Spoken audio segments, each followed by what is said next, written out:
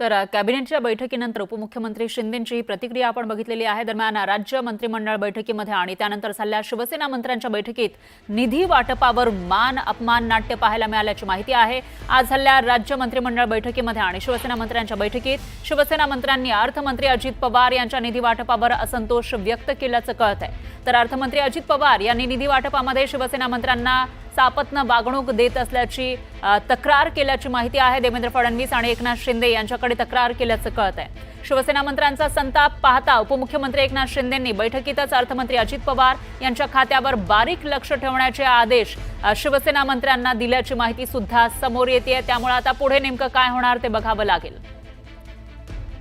तर आताची सगळ्यात मोठी आणि महत्त्वाची बातमी म्हणावी लागेल, अजित पवार जे अर्थमंत्री आहेत, उपमुख्यमंत्री सुद्धा आहेत आणि त्यांच्यावर याआधी सुद्धा शिवसेना मंत्र्यांकडून सापत्न वागणूक दिली जात असल्याचा आरोप करण्यात आला होता। तशी तक्रार करण्यात आली होती आणि आज जी कॅबिनेटची बैठक झाली आहे त्याचबरोबर त्याच्यानंतर शिवसेना मंत्र्यांची जी वेगळी बैठक झाली होती त्याच्यामध्ये सुद्धा शिवसेनेच्या मंत्र्यांनी आपली नाराजी बोलून दाखवल्याची माहिती समोर येते। त्यामुळे आता अर्थमंत्री अजित पवार यांची नेमकी काय प्रतिक्रिया याच्यावर येते ते बघावं लागेल आणि त्याचबरोबर अजित पवारांवर जे वारंवार आरोप केले जातात सापत्न वागणूक दिले गेल्याचे किंवा ज्या पद्धतीने निधी अडवला गेल्याचे आरोप सुद्धा याआधी सुद्धा झाले आहे। अजित पवार यांच्यावर जे अर्थमंत्री आहेत त्यांच्यावर हे आरोप होत आहेत आणि आता तर मुख्यमंत्री फडणवीस त्याचबरोबर उपमुख्यमंत्री शिंदे यांच्याकडे तक्रार या मंत्र्यांनी केल्याची माहिती आहे। आणि त्यानंतर या बैठकीमध्येच जी कॅबिनेटची बैठक झाली, महायुतीमधील सर्व मंत्री या बैठकीला असतील, मुख्यमंत्री या बैठकीला असतील आणि याच बैठकीमध्ये जे उपमुख्यमंत्री आहेत दुसरे उपमुख्यमंत्री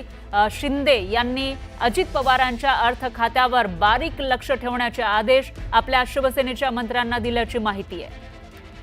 त्यामुळे आता हा वाद वाढणार की तो निवळणार याकडे लक्ष असेल। तर अर्थमंत्री अजित पवार हे आता कशा पद्धतीने ही सगळी परिस्थिती हाताळतात याकडे सुद्धा लक्ष असेल। तर शिंदे जेव्हा म्हणतायत की बारीक लक्ष ठेवावं लागणार आहे, बारीक लक्ष ठेवा अजित पवारांच्या अर्थ खात्यावर, याचा अर्थ नेमका काय, आता कशा पद्धतीने हे बारीक लक्ष ठेवलं जाणार, काही चुका काढल्या जातात का अजित पवारांच्या खात्याचा, त्याच्याकडे सुद्धा लक्ष असेल।